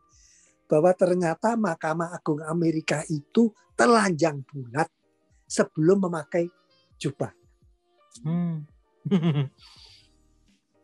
Kenapa? Ini mirip kalau dengan umat Islam. Mirip kalau dengan umat Islam. Itu waktu umroh atau haji. Oh iya. Kita hanya 2 helai putih. Nggak boleh pakai macam-macam, nggak boleh. Sudah. Sama dengan ini Mahkamah Agung Amerika. Mereka telanjang bulat. Setelah telanjang bulat, dia baru pakai jubahnya itu baru memutuskan. Kenapa? Karena mereka yang 9 orang itu merasa saya mewakili Tuhan. Iya, betul. Untuk memutuskan kepentingan manusia ini dengan seadil-adilnya. Makanya kalau di Amerika itu setiap kota, setiap county, kalau kita itu mungkin regensi kabupaten gitu ya, regensi di sini itu county, kota, itu punya kekuasaan sendiri-sendiri. Jadi anak masuk sekolah, wah ini kota ini punya kekuasaan. Jadi ketika kita bangsa kita seperti ini, musimnya COVID, nah terus muncullah Delta varian yang gila. Delta varian itu lebih hebat daripada Corona masih awal dulu. Jangankan Indonesia, di Amerika Serikat saja semula sudah bebas, nggak pakai masker. Sekarang ini CDC menganjurkan sebaiknya pakai. Kenapa? Ya Delta varian ini lebih hebat dari yang kemarin. Terus nanti kita tambah booster vaksin ketiga. Jadi di Amerika ini nanti beberapa 2 minggu ke depan ini sudah mulai lagi. Saya sudah 2 kali vaksin Moderna, nanti akan yang ketiga. Kenapa? Ya supaya ini yang Delta varian ini nggak mempan lagi. Nggak mempan. Terus ya Pfizer juga begitu. Jadi makanya kalau di Amerika ini sekarang membagikan sampai 3 miliar. Itu ya termasuk ke Indonesia. Ya semoga saja di Indonesia juga digratiskan. Semoga.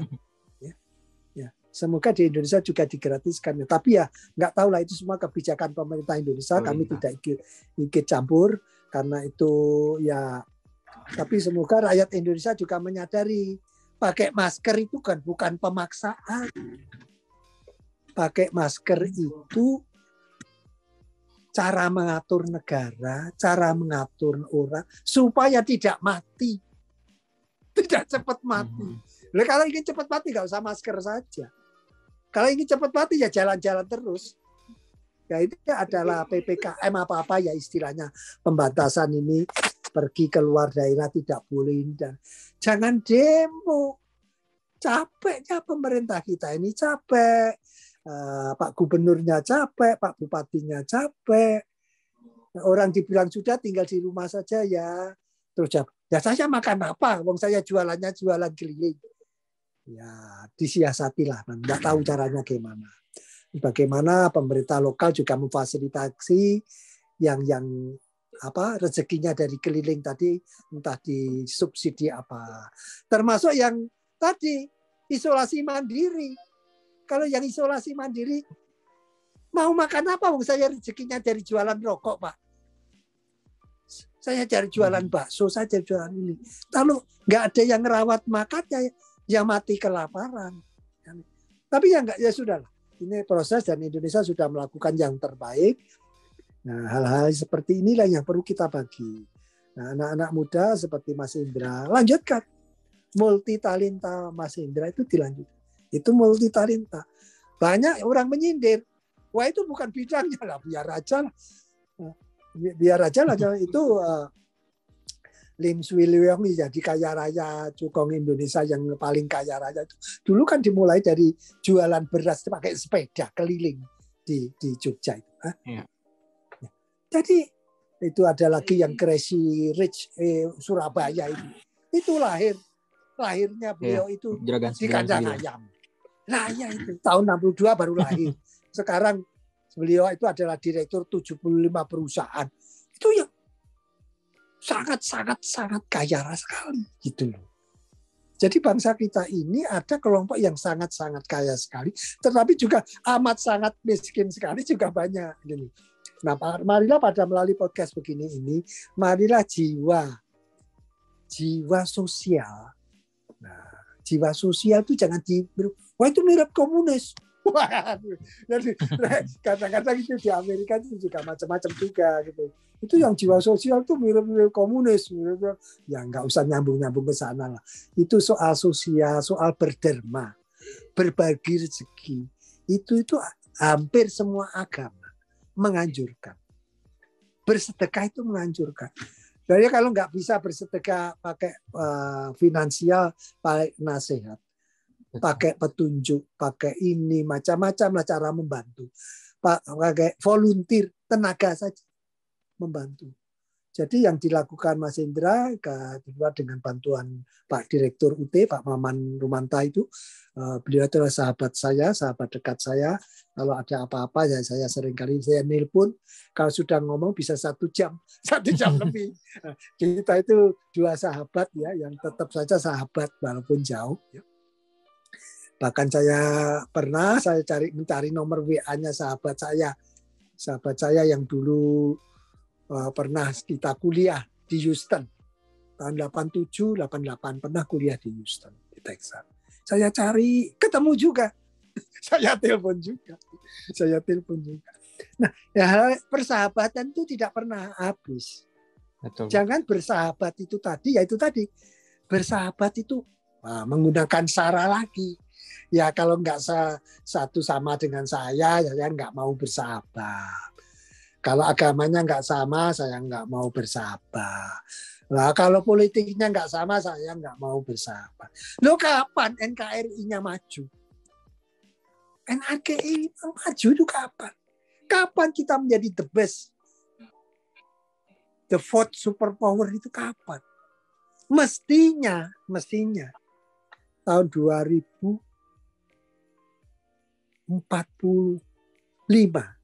itu kan persis 17 Agustus 2040. Kita itu 100 tahun. Sudah pantas kalau kita menjadi superpower keempat. Tapi kita akan apakah bisa itu tercapai? Ya ketawa semua, orang-orang itu ketawa mula-mula kan ketawa. Iya. Tapi kalau anak-anak muda tidak tertawa, saya serius. Mari kita, we can do it. Jadi apa yang dikatakan tidak mungkin itu bisa menjadi mungkin. Betul. Jadi yang Mas Indra ini, wah kapan saya ke Amerika? Insya Allah. Amin. Kalau Allah menghendaki, ada jalan. Nah, kalau kepikir saya itu anaknya SD kelas 3, bagaimana bisa kuliah? Untuk kuliah nggak ada yang untuk bayar. Jadi saya teringat untuk membayar uang kuliah itu saya harus menggadaikan apa, pinjam uang apa gitu. Untuk bisa melunasi itu, terakhir sudah lulus, itu sepeda. Yang untuk melunasi itu sepeda. Sudah saya jalan kaki. Jadi saya kuliah itu jalan kaki. Mulai sekolah sampai kuliah jalan kaki. Ya kalian sekarang naik mobil ya waktunya. Ya waktunya. Dulu sudah jalan terus. Dulu sudah jalan kaki terus. Nah, ini waktunya. Cerita-cerita seperti ini kita tidak bisa membangun bangsa ini menjadi bangsa besar kalau kita itu tidak berkorban. Berkorban apa ya? Kita kurangi dikit lah. Egoisme kita itu dikurangi. Dikit-dikit kita yang terbaik. Oh, saya yang terbaik, saya yang harus berangkat dulu. Saya nggak harus digaji lebih banyak. Saya yang harus dapat jabatan. Wah, harus saya. Kelompok saya, suku saya, ras saya, agama saya. Banyak yang menggunakan ini. Ada dalil. Mari kita introspeksi. Benar enggak? Coba buka kata kalau beragama Islam, bukalah hadis-hadis. Bukalah cerita sahabat Nabi. Bukalah kisah-kisah Rasulullah. Nah, ada enggak Rasulullah itu kaya raya? Enggak, ya. Miskin. Kita ini lebih enak. Tidurnya kan masih di kasur kan? Iya, Pak. Kita ini jelek-jelek ini tidurnya masih di kasur. Rasulullah tidurnya di pelepah kurma. Jadi kalau bangun itu punggungnya itu berbekas. Padahal dia itu kan raja di raja pada saat itu. Nah, kalau Rasulullah mau menggunakan kekuasaannya, ya sediakan saya rumah yang hebat, sediakan saya kasur yang enak, kan begitu. Kan mestinya aja sediakan saya gaji yang besar. Jadi Rasulullah itu miskin. Meninggal pun miskin. Sampai istrinya Khadijah itu miskin sekali. Uangnya habis untuk membiayai perjuangan. Nah kita gimana ini Indonesia ini? Kita mau berjuang jadi negara maju. Kalau kita maunya kaya sendiri, kalau perlu saya 7 turunan kaya sendiri. Nah, 7 turunan kaya sendiri, padahal nanti di hadapan Tuhan Yang Maha Kuasa, kita itu nggak ditanya turunannya, nggak ditanya pangkatnya, ya, nggak ditanya ini itu, tapi ditanya apa yang kamu bermanfaat bagi orang lain. Manfaatnya bisa mengajar, bisa menulis, bisa berceramah, bisa memimpin. Jadi pemimpin, jadi guru, jadi kepala sekolah, jadi direktur, jadi dekan, jadi rektor. Saya beri kisah nyata lagi. Di Amerika Serikat itu, di kampus saya saja, nggak usah jauh-jauh kampus saya. Untuk mencari dekan, tidak pernah itu yang menjadi dekan itu wakil dekan jadi dekan itu nggak pernah terjadi. Ini jadi kisah nyata ini di bawah, silakan lagi Mas Surya, Mas Indra. Jadi kisah tadi sudah bagus. Coba ada lagi yang disampaikan, Mas Indra.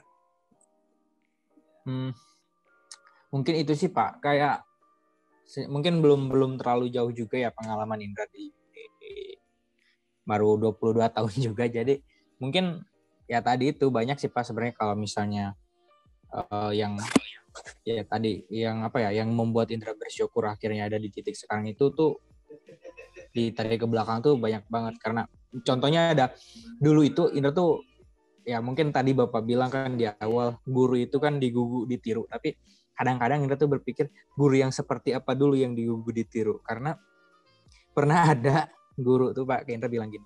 Jadi dulu tuh di Lebak tuh masih mendapat beasiswa afirmasi namanya. Afirmasi itu untuk daerah 3T kan.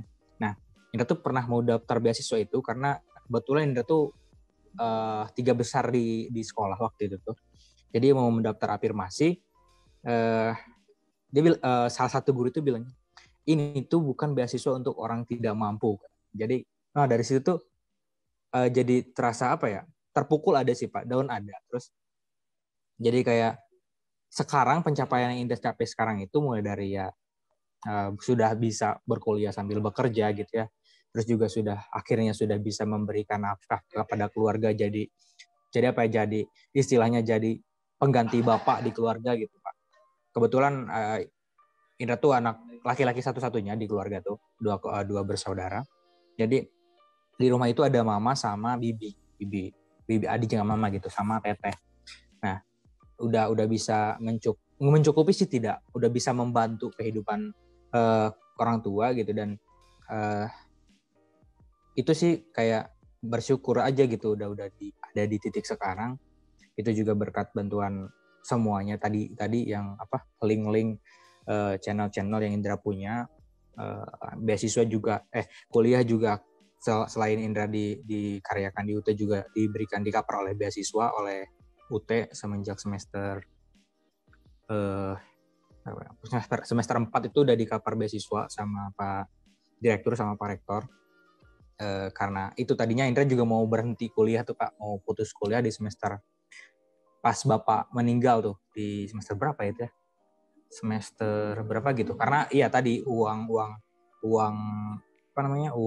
tabungan itu habis untuk biaya rumah sakit Bapak gitu. Memang sih Bapaknya mah di cover oleh BPJS, tetapi kita keluarga yang nunggu kan. Bapak tuh kalau nggak salah 2 bulan Pak sakitnya. Jadi mungkin ya semenjak berhenti kerja itu udah mulai kerasa tuh si sakitnya. Karena ketika kemarin dirawat parah itu ada kalau bahasa medisnya ya, pokoknya kayak ada benjolan di kepalanya gitulah, tumor yang nggak sempat dideteksi atau didiagnosis kalau itu tuh kanker gitu. Karena ketika akan dibawa ke Hasan Sadikin si sampelnya Bapak tuh udah meninggal, jadi si dokter nggak tahu nih ini tuh kanker ganas apa jinak gitu. Nah jadi biaya tabungan kita itu habis pada saat si almarhum Bapak ini sakit sampai ke meninggalnya. Ya tahu sendirilah Bapak di Indonesia kan kalau misalnya meninggal kita harus banyak persiapan. Nah, jadi kita waktu itu sempat bingung juga mau ngelanjutin kuliah apa langsung nyari kerja tuh waktu itu mungkin sekitaran Juli 2019 itu hampir mau putus kuliah, mau cuti dulu gitu.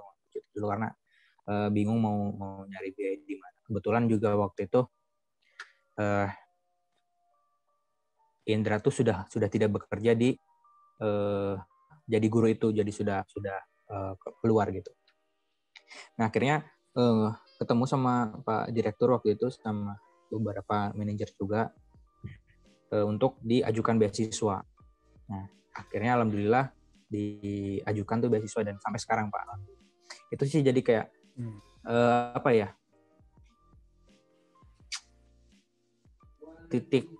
bukan titik puncak, ada pencapaian yang harus Indra syukuri gitu sampai di titik ini gitu Pak.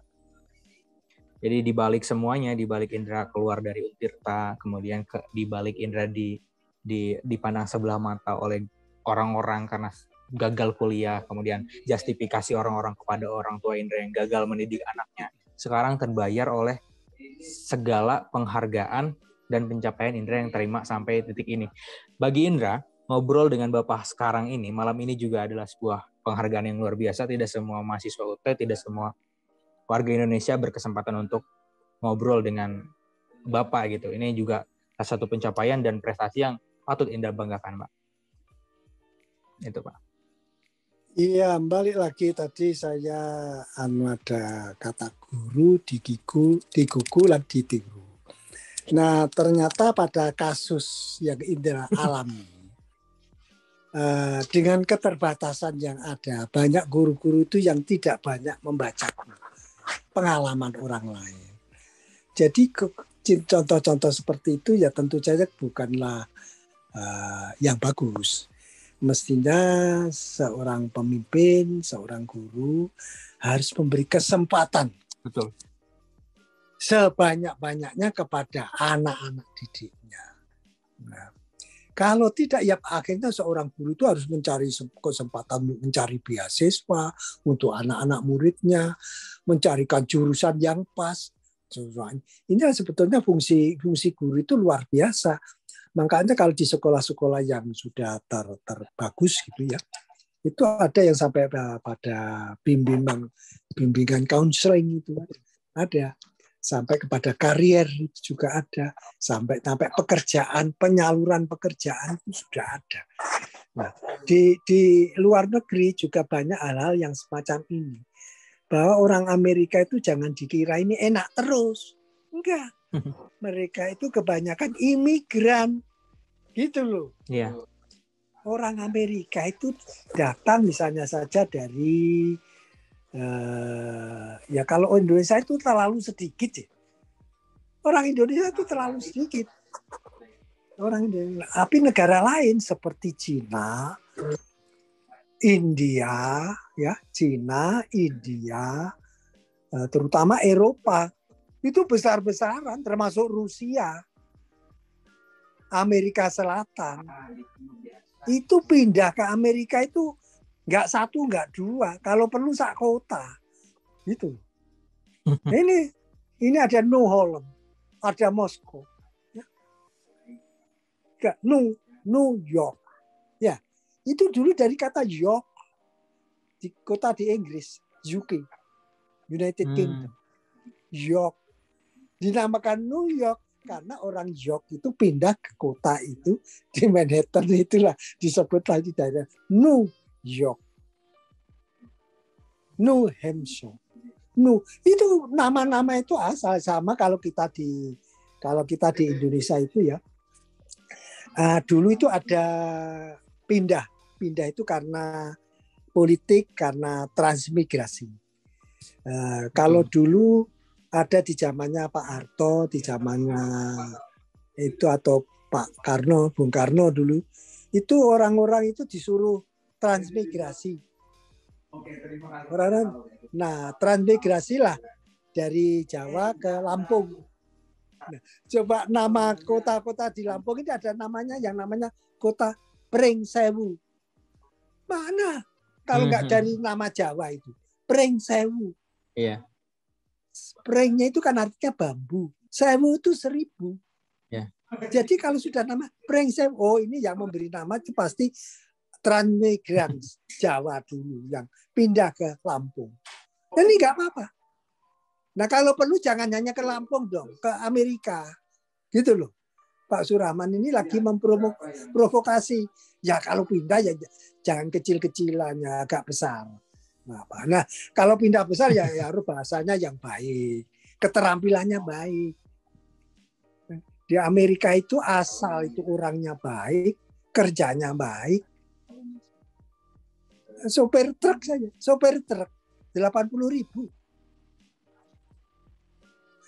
80.000 itu kan di atas 100 juta kan per bulan. Iya. Sopir truk nggak mau. Ya pasti mau kan. Nah ya sudah. Kamu ke Amerika aja. Tapi caranya gimana? Sikap harus diubah. Sikapnya apa? Orang Amerika itu mau meng-hire orang yang nggak dikit-dikit pulang. Iya. Orang India, orang Cina. Itu kalau sudah ke Amerika nggak mau pulang. Jadi orang India, orang Cina, kalau sudah ke Amerika Serikat nggak mau pulang, ya pasti dia yang diberi pekerjaan. Maka ini ahli-ahli IT Amerika itu orang India. Iya betul Pak. Nah, ini kan contoh yang baik kan. Kenapa sih nggak kita ambil yang baik? Pak, kalau saya pindah ke Amerika terus bagaimana ini? Ya kan nggak apa-apa, kerja 9 bulan, 3 bulannya ke Indonesia. Loh, jawaban saya itu tiap tahun pulang ke Indonesia. Entah 2 minggu, 3 minggu, 1 bulan. Sampai sekarang ini saya bebas pulang. Jadi asal nggak ada COVID saja. Saya itu pesan tiket itu hitungan detik. Menit, 1 menit sudah siap berangkat. Tapi ini zaman COVID. Nggak boleh. Amerika bilang kamu nggak boleh. Nggak boleh masuk Indonesia. Jadi ini, jadi teman-teman semua, saudara-saudara semua. Nggak apa-apa orang Indonesia itu sekolah di Amerika, nggak apa-apa. Lu itu sekolahnya orang kafir. Nah, gimana orang di sini, orang Islamnya juga mulai banyak. Di sini ada kota saya ini. Masjid itu tahun 2001. Masjid itu kalau Jumatan 50 orang. Tahun 2021 berapa? 1.000 orang. Pertumbuhannya berapa itu? 20 kali lipat. Nah, artinya apa? Suatu ketika, entah 15 tahun lagi, entah 20 tahun, mungkin umat Islam Amerika itu bisa nomor 2 gitu. Jadi tadi yang dibilang Amerika negara kafir bisa berubah. Oh enggak. Ternyata donatur terbesar dari Amerika Serikat ternyata orang Muslim. Iya. Pembangunan masjid-masjid dompet-dompet duafa yang lain-lain saja dikirimkan dari uang Amerika Serikat. Nah, itu Muslim juga, bukan kafir. Jadi melihat Amerika sebagai negara kafir, Amerika negara nuklir, ya nuklirnya boleh lah. Tapi ngebom itu digunakan jika mana diperlukan. Ya. Seperti ini kasus Afghanistan ini, Vietnam kedua. Bingung kita. Tapi ya sudah, biarlah. Itu yang ngurusi bagian politik. Kita ini ngambil yang baik-baik saja. Ambil yang baik-baik. Jadi kalau ingin Indonesia ini, ya uangnya harus banyak. Supaya uangnya banyak, pajaknya harus banyak. Ya kasihan dong Menteri Keuangannya. Mencari pajaknya sulit. Kenapa yang pajak ya? Orangnya Indonesia malas membayar pajak. Yang kaya, yang miskin apalagi. Yang kaya saja masih nawar. Kalau pajak masih nawar. Kalau perlu kerjasama. Yang narik pajak dengan yang dipajakin. Mestinya bayarnya 100. Ya nggak sudah lah, yang nggak bagus-bagus itu nggak usah kita bisa bahas di sini. Tapi yang penting apa? Pajaknya harus tinggi. Kalau ingin maju, kalau Indonesia mau maju pajaknya tinggi. Jadi ya harus dari segala bidang tarik pajak, nggak main-main. Kalau perlu warteg pun dipajak. Kenapa? Dan negara ini dapat uang dari ini. Ya. Jadi Pak Suraman jangan lupa, Pak Suraman ini kelompok pajak juga. Enggak juga, Pak Suraman sudah di luar. Pak Suraman itu ada di luar. Tapi saya sayang Indonesia dong. Jangan ya dijelek-jelekan terus pemerintahnya. Ya perkara beda politik bolehlah. Tapi beda pandangan bisa, beda kebijakan bisa. Tapi jangan dijegal terus dong. Ya. Jadi berbagai kebijakan terpaksa diambil, kadang-kadang terpaksa diambil. Nah masa kita mau beli pesawat terbang, pesawat yang murah? Kenapa uangnya nggak cukup? Kapan kita bisa beli F-35 Amerika Serikat? Ya nggak akan bisa. Harganya sangat mahal. Kapan beli kapal selam yang hebat? Ya nggak bisa. Apalagi beli kapal selam nuklir. Padahal lautan kita begitu luas. Kasihan dong pemerintah kita. Jadi anak-anak muda, teman-teman semua, mari kita ya beda pendapat boleh, tapi ya tadi itu nggak usah kita jegal-jegalan. Karena kita mau maju itu harus agak sedikit lari. Betul. Belajarnya dipercepat. Kalau dulu bahasa Inggrisnya menunggu pelajaran dari sekarang belajar sendiri aja.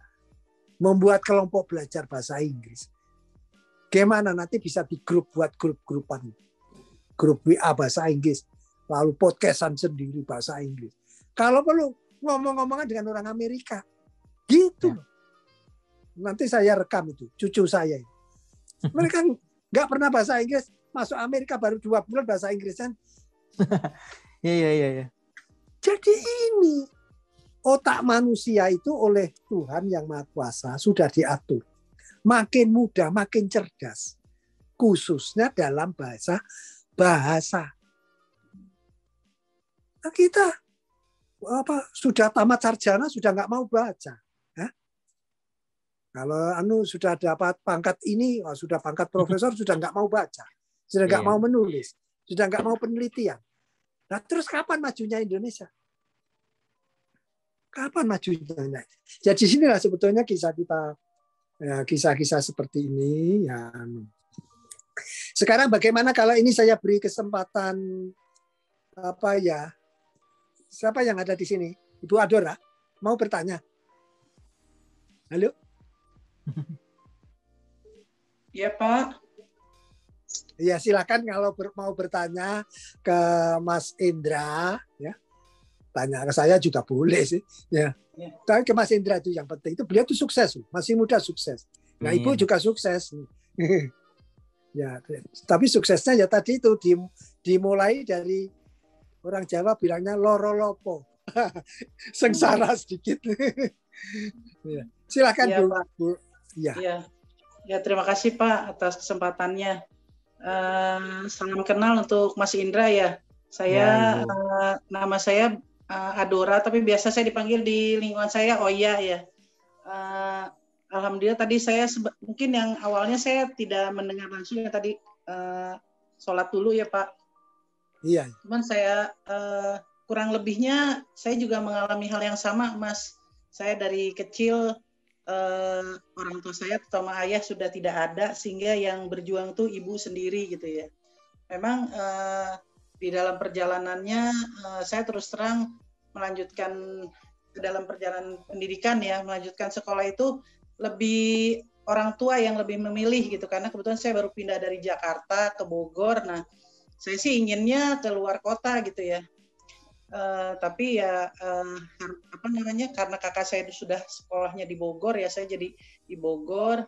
Tapi saya tidak berkecil hati ya. Mungkin memang itu jalan hidup saya lah gitu ya. Tetapi saya alhamdulillah juga dalam perjalanan hidup saya itu saya dikaruniai anak yang special need sehingga saya diharapkan menurut ibu saya dapat PR gitu ya dari Allah itu bagaimana membesarkan anak ini gitu. Sehingga saya juga jadi belajar lagi, jadi guru lagi, guru anak saya juga. Ya sekarang ini saya alhamdulillah gitu di satu lembaga saya juga dipercayakan untuk menangani program inklusif dan saya juga pernah jadi guru juga Mas, dari guru dari pintu ke pintu ya, guru les, guru apa sehingga sampai guru sekolahan juga sampai akhirnya suatu saat dipercayakan juga pernah jadi wakil kepala sekolah, kemudian juga sekarang lebih ke manajemen untuk pendidikannya ke penjamin mutu. Masya Allah ya tadi saya mendengar Mas Indra juga ya perjuangannya. Mungkin saya ini aja kali Pak lebih menitipkan ya. Kadang-kadang yang saya lihat itu anak-anak muda sekarang, kebetulan anak saya juga tidak terlalu jauh berbeda ya kelahiran dengan Mas Indra 99, anak saya 98. Anak saya spesial need Mas.